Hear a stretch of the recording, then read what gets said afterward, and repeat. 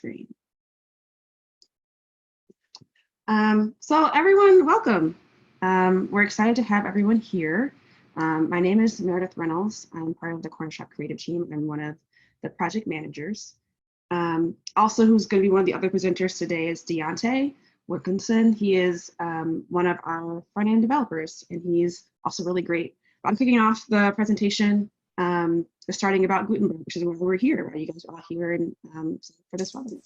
Just a little bit more about Corner Shop. We're a 16-person team. We actually are 100% distributed. So we are all over the country at all time zones in the continental US. I'm based in Philly. Deontay is in Maryland. Hey, Deontay. Hey, how are you? So we are a 16-person team. Our experience is in designing, building, and maintaining WordPress websites for small businesses, nonprofits, and schools. So this is just me and Deontay's picture, just so you can see what we look like, even though we are on a video call. But why are we here? We're here because we're talking about Gutenberg, right? So we had originally planned on doing this presentation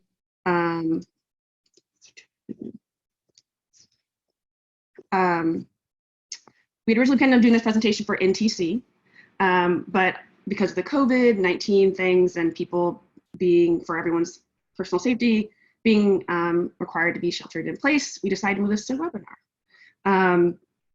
So actually, before I get into a little bit more about Gutenberg, let me go over some logistics. So this call will be about an hour. We're gonna save 15 minutes at the end for questions.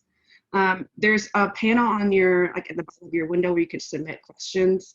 Some of the questions we'll be answering throughout the webinar, just really simple ones that we can just quickly answer. And some will be waiting to the very end to answer. So if we don't respond to your question while the presentation is happening, we did not forget you. We're not leaving you. We're just going to wait to the end if we feel like that question would be worth having everyone listen to and answer.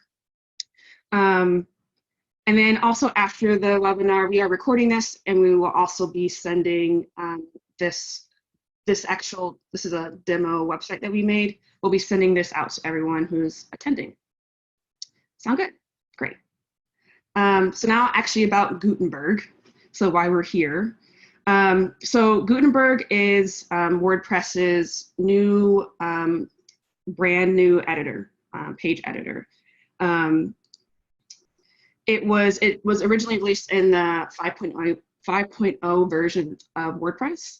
And really since WordPress's beginning, it's been really essentially like a blog site. I know now it powers like a third of the web, but it was really meant to house people who had simple blogs. And so a lot of the features for displaying content were around that idea of giant blocks of text with a couple of images sprinkled throughout a couple of videos.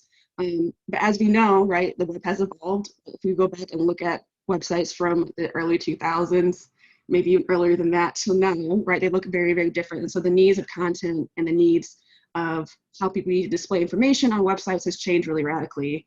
The evolution of that with WordPress has been a mixture of short codes, some special markup, also the emergence of the specific page builders. I know at Corner Shop, a lot of our clients use different page builders like WP Bakery, Divi, Beaver Builder. Elementor is a really popular one that our clients like as well as we do. And really to remain competitive, WordPress has allowed those things to be easily integrated with WordPress, but none of those features were ever a part of WordPress core. And so Gutenberg was really a way to allow for some of those more robust features of making content display in a more beautiful and interesting way, being a part of WordPress core versus having to rely on an additional page builder third-party entity. So that's just a little bit about the background of Gutenberg. And we at Corner Shop are, a lot of our new clients, new builds that we're doing on Gutenberg. It's something that's definitely here to stay. And we're encouraging folks as they are exploring building out new parts of their website, either we're doing an entire redesign or even just building new pages, to explore Gutenberg as an option as an editor. So next I'm going to go over some just common features of like Gutenberg core. Deontay isn't going to go into more of the like robust other options outside of just what comes default with Gutenberg. So we made, can everyone still see my screen? Awesome. So we made a web page where you wanted to display some like cool elements that we like about Gutenberg. So first, here, this is the Rowdy Red Panda Rescue. A little bit of background about us. Rowdy is our team mascot, and he is a red panda. So this is loosely like Rowdy's origin story, kind of, and also some Easter eggs from some like mid-2000 NBC sitcoms in here too. But this looks also pretty similar to like how you would style a page in WordPress now, even with the classic editor. Just the page title, text, again, those are all things that come with Gutenberg. One of the cool new things is, as I'm scrolling down, this like, it's called parallax, but the image is staying still while I'm scrolling. That's an element of, again, kind of a micro interaction. It's, I think, becoming a little more common on websites now, where there are like elements of the site that are interactive. Ideally, they're prompting the user to do something or trying to prompt the user to understand that, hey, this is interactive and you can engage with this item, this button, this image. So making images that are full width and parallax is something that's possible within Gutenberg, as well as this, there's text on top of this image as well. Again, something that's easy to do within Gutenberg, which again, I think adds a lot of dynamicism to an image, and it's not something that's easy to do with the classic editor right now. Also going through adding headings is super easy. Once you add global styles to a site, adding headings and changing headings is super simple to do. It's just as simple as clicking on this heading and then changing it from H1 to H2 to H3, whatever you need. Really simple to do. Another thing that, again, I'm not showing you the back end part of the site, but a lot of us, as again, in the WordPress shop, we're doing manual migration and migrating content from old sites to new sites. So copying and pasting is something that we're all very, very used to. When you copy something into Gutenberg, it tries to identify what that thing is for you and just automatically make that block. Like I mentioned, Gutenberg is a block editor. So instead of like the classic WYSIWYG, basically every single element, so a heading, an image, a video, is a block that you can add to a page. So here are some headings, here are some more headings with text.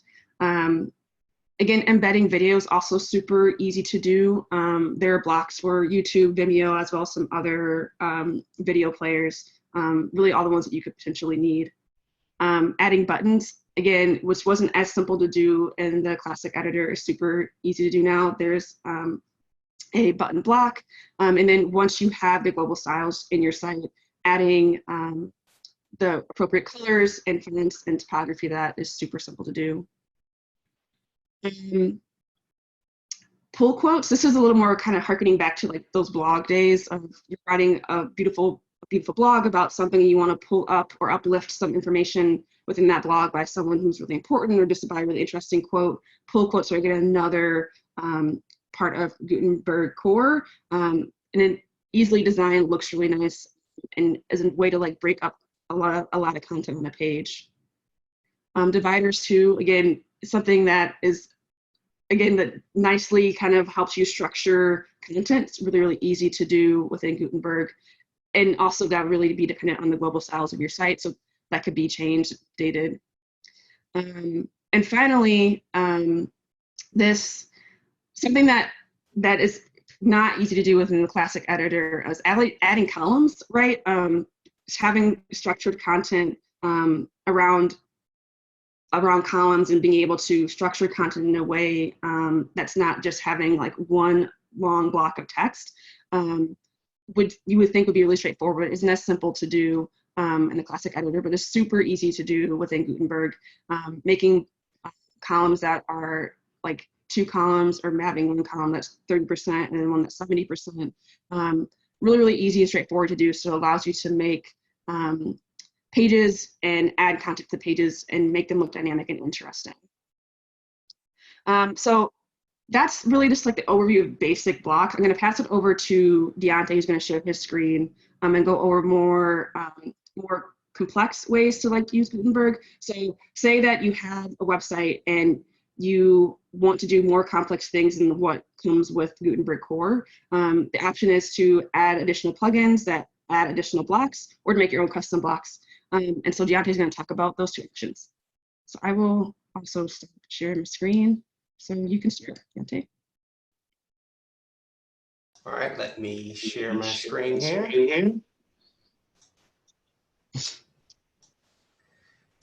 Can everyone see my screen here?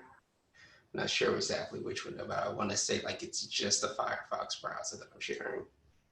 Mm-hmm. So one of the cool things that you can do with Gutenberg, but as Meredith repeated, is if you don't currently have a block in the core editor that is working for you, there are several plugins that you can install. In fact, we have about 3 plugins installed on this website, and they just help to extend Gutenberg and allow you to add customization and custom blocks to your editor. So some of these blocks are such things as galleries or carousels or image blocks, more column customizations, or even things like call outs, and you can embed posts as well.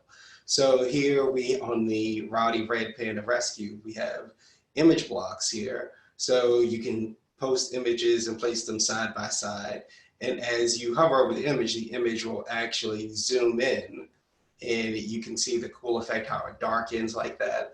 So if that's something that you wanted to add to your website because it is not in the core Gutenberg blocks, you can just quickly add that block to your website, add the images that you want, add the text that you want, the description, and it will all show up in a nice side-by-side image. It is also responsive as well. So as users come to your website on mobile devices, they won't have to be shown this giant screen here. They'll actually have a responsive website that looks good on their smaller screen. You can also add things like galleries, which is one of the things that I mentioned here. So here we have a gallery of 7 images that display nicely in a grid-like fashion. And the largest image is going to show at the bottom here. So if you want to highlight an image, it just quickly shows up here. Here at the Rowdy Red Panda Rescue, we just have a couple of images of people who have gone out and helped to rescue the red pandas. And as you scroll down, there was a cool effect as it slid in the title of this accordion here. So you can also add accordions to your website as well. So this is great for things like FAQs. A lot of our clients use this on their website because they have frequently asked questions by their clientele, and those people want to come in, and here you can just answer frequently asked questions. And as you quickly close an accordion and open one, the previous one is going to close for you. So here in the accordion, you can put in any block that you want as well. So while this is an accordion, I added in a custom media block here. So you can show the image on the left side and the actual text description on the right side. And you can switch it up as well. So here, how the image is shown on the left and the text on the right. You can scroll, and here the image is shown on the right and the text on the left. So you can do those kind of customizations depending on the block and what it allows you to do. And one of the coolest features I personally love about Gutenberg is this idea of reusable blocks. So here we have contact information for our staff, Ron Rowdy Swanson, who is the founder of the Rowdy Red Panda Rescue Association. Here we just have the contact information for them. So as you hover over, you can click on this and it will take you to a web page where you can contact our founders. But one of the great things about reusable blocks is that if you change this block on one page, what it will actually do is allow you to change it on every other page that has this reusable block. So this is great for things such as addresses or contact information, phone numbers, the hours of your organization. So if you want people to reach out to you, and this is likely to change. So let's say that you decided to move your organization to a different building. you can quickly update your address in one place and it will show up on every other place that this reusable block is used in. So when you create the reusable block, you just give it a name. You then go to the block editor, select that you want to add a reusable block to your web page, and the reusable block will just show up here. And also, one of the coolest things as well is that you can embed posts to show up on other pages. So here, without the use of any sort of short code or any sort of custom coding on my end, I was able to embed our post here on this web page. So here I have 6 web posts, and I just quickly put them right into here. So I embedded it right here because this is all related to information that I want to display. So let's say I'm on a specific page and I want to display all of the posts from a specific category. So let's say I have a category called donation, and every single one of my blog posts is about how to give to the organization and how users and constituents can help to reach out and help my organization. I can embed posts here and specifically talk about why you should donate to my organization. So that's one of the cool things about embedding posts and reusable blocks and just using custom blocks that you normally wouldn't have access to in the normal Gutenberg editor. So we will talk about the plugins that allow you to do this later on. If you have any questions, we'll be happy to answer any questions about plugins that help you to extend the Gutenberg block editor with their own custom blocks. But let's say that none of the custom blocks that you've come across so far exactly fit the need of your website. So one of the great things about Gutenberg is that you can design your own custom blocks. And here I'm going to show some of the custom blocks that we've designed over at Corner Shop and to help our clients out because they didn't come across any blocks that exactly fit their need. So this is a custom block that we designed for our client Fight Colorectal Cancer. So my fellow developer Danny actually helped to design this custom block. So what it does is it's a custom section block where you can display the image on one side, have the custom title, the description, and a call out button here. So if you can see this, I'm sorry, it's kind of really zoomed in so it's hard to see, but we created these custom blocks using advanced custom fields, and when users go on to click on this custom block, they'll actually be able to fill out all these custom fields here. If I zoom in on my editor, you'll actually be able to see exactly what the name of these custom fields are. So here we have a custom field called image treatment, and what it will actually do is apply a gradient to this image, and you have the title that you fill out. So all this information is easy to fill out, and when you fill out the information on the sidebar here, it's going to show up directly into the editor itself, and it renders how it's going to look on the front end of the website. So this image here looks very close to this image here. So people can come in and you know exactly how it's going to display on your web page when it's displayed to users who come to your websites. Here is another custom block that we designed for chrissaka.com. It is a cover image block. So what it does is you can have your own cover image here, and you can say where you want the X position for the text to display. So say you want the text to display directly in the center here. You can have it display here. You can set the Y position of the text as well. So let's say you want it just slightly right here, but not directly in the middle. You can change the position of the text here.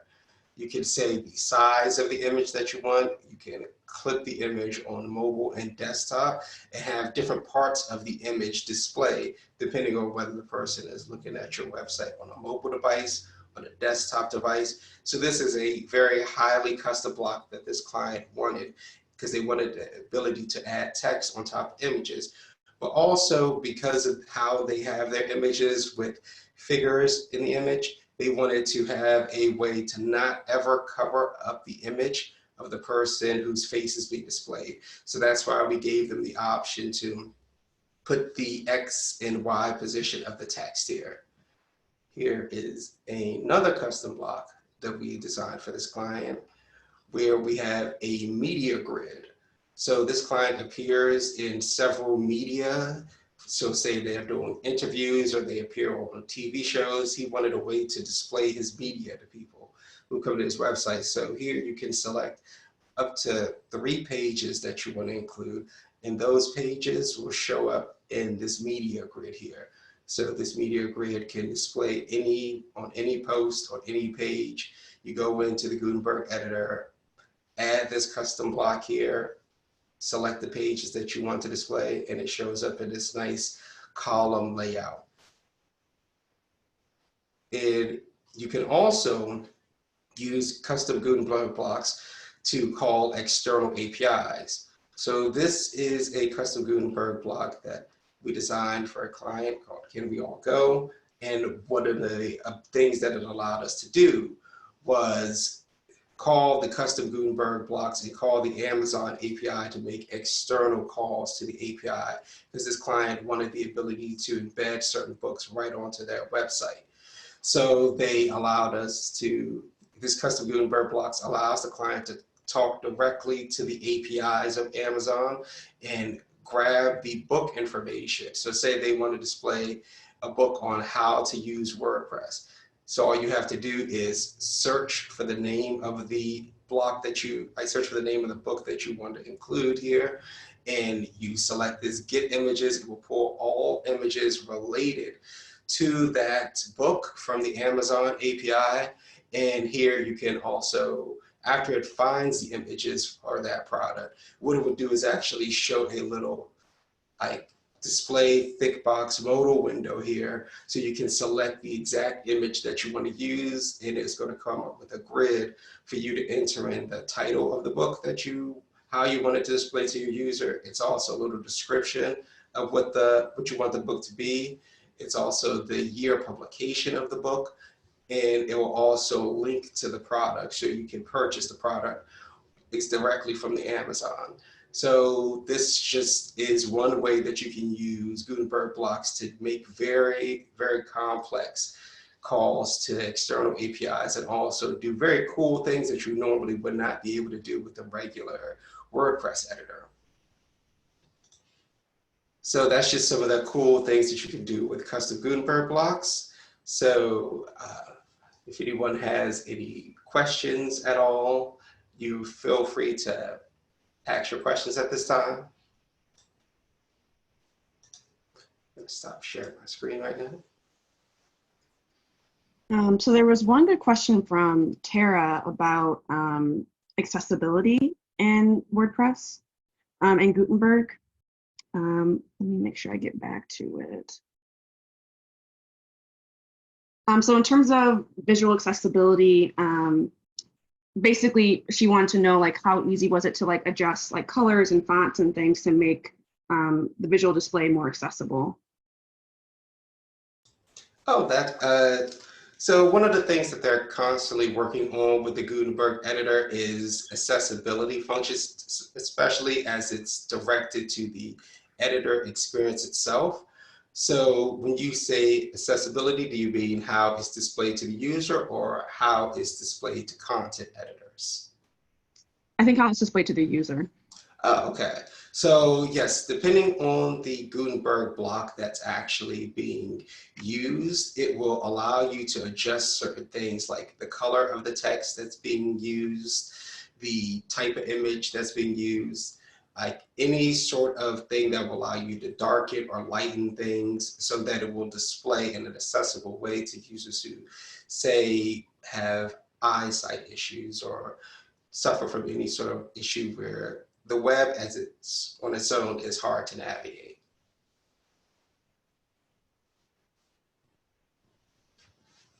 Awesome. Another question was about, let me get back to it. What themes are better for Gutenberg execution? There's someone who's ready to switch over a theme that they had for a website back from 2016. And they haven't been able to use or wanted to embrace Gutenberg, but wasn't sure what's a good theme to just start out with. All right, so I think that some of the best themes, like this entire Rowdy Red Panda Rescue website was built using a 2020 theme. And the 2020 theme by the people at Automatic it was built from the ground up to be compatible with Gutenberg. So I personally recommend that as one of the best starter themes to work with. And it has some customization options where you can change the color of the background, change the color of the default text, and it works right out the box with Gutenberg. It has its own custom style. So that's one of the things that we didn't talk about in this presentation. It's like, let's say that there's a Gutenberg block that isn't quite right. It doesn't look exactly like how you want it to look, but you don't want to create your own custom block yourself. Gutenberg allows you to create custom styles for blocks. So you'll be shown a drop down of, say, I want my block to look like this instead of this. You can quickly do that using Gutenberg styles without having to go ahead and write an entire custom block. So on that end, 2020 comes with their own custom styles for certain default blocks like the heading or images. So I would personally say that the 2020 theme is a good starter theme to start using Gutenberg.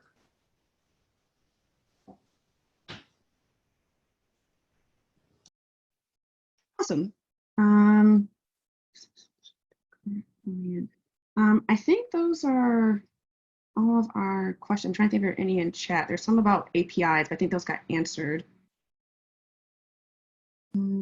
Any other questions anyone has? There's just a last few things that I wanted to show before we sign off officially, but if there's any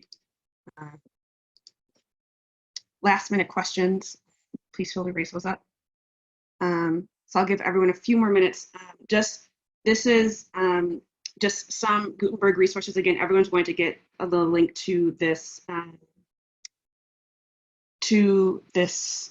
demo site, so you don't have to fiendishly read these URLs. You will be getting them. But this just goes to the actual Gutenberg page on WordPress. Torque magazine is another popular source to get information about Gutenberg, as well as Gutenberg Hub. Also, as a way to stay in touch with us, so we're offering free 20-minute consultations to folks. Typically, when we're at a conference, like if we've gone to NTC, we'd be meeting folks at the table and chatting with them. But in lieu of that, we're offering consultations. So this opportunity to sit down with one of our sales team members and chat about what your needs are, and we can see how we could potentially help. So there's a link to sign up. Again, no obligations, no commitments. It's just friendly chat, and we just want to get to know more about your needs and how we could potentially help. Or if you just want to send us an email, you can send us at hello@cornershopcreative.com. So there are a couple other questions about APIs. So I'll also read Tara's question just so I don't mess it up. So for APIs, can you use this with shopping carts or just pulling in selling third-party sites like Etsy, Amazon, Barnes & Nobles, etc.? It depends on if that service has an API that you can use. So all of the services that were mentioned, Etsy, Amazon, Barnes & Noble, all of those, I definitely know that Amazon has an API. Pretty certain that Etsy has an API, and I believe I did look for Barnes & Noble API one time before, but I could not find one. So what you can do with an API is highly dependent on what that API allows you to do. Certain APIs allow you to pull down information related to shopping carts. So like say you are selling specific products on a website like Etsy. Etsy's API would allow you to pull down information related to the items that you sell on Etsy and embed them directly on your website.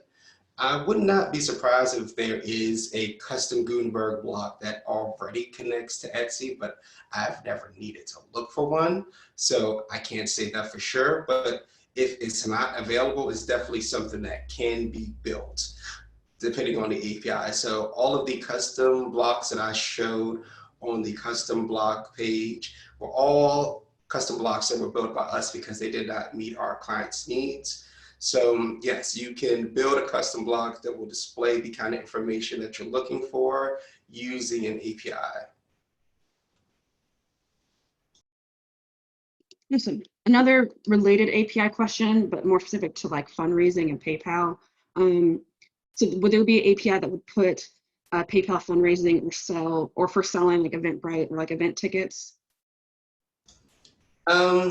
I'm not that familiar with PayPal fundraising, but the way I've seen it before is buttons. I'm not, Meredith, do you know more about what a PayPal fundraising button is? No, so that might be a question that we could get more information about and then email you some results after doing a little more research. Because I think I also am not very familiar with like what, in terms of like the PayPal API, like what's offered and what's new. But it's a great question. So Robin, if you could also just in the questions, like add your email, and then we can do some more research and then email you this. And also feel free to sign up for a consultation, but send us your email so we can just reach out to you directly. Yeah, and for the second part of the question, is specifically about Eventbrite event tickets. I do know that there is an Eventbrite short code that users can use. So there's an official Eventbrite WordPress plugin that you can install. And what it would do is generate a short code for the events. And you can take that short code, put it into your WordPress page, and it will show the event tickets for that. And one of the great things about Gutenberg is that it still allows you to use shortcodes. So it hasn't completely replaced shortcodes. They're still useful. In fact, there is a such thing as a shortcode block. So you add your shortcode directly to that block rather than having it be directly right into the content with your WYSIWYG in the WYSIWYG editor. So you can embed that Eventbrite shortcode block and it will display the events that you are hosting. Where you can sell tickets onto your website. You just click on the buy now section and it will go to the Eventbrite website and users can purchase tickets for the events. So yes, it's still possible to use Eventbrite with WordPress using the Eventbrite shortcodes. Awesome. Any other final questions? I'm not seeing any in the QA box or the chat, but again, this does not have to be the end of our conversation. We definitely want to keep chatting with everyone on the call. So feel free to sign up for one of our free consultations or email us. We're always happy to chat.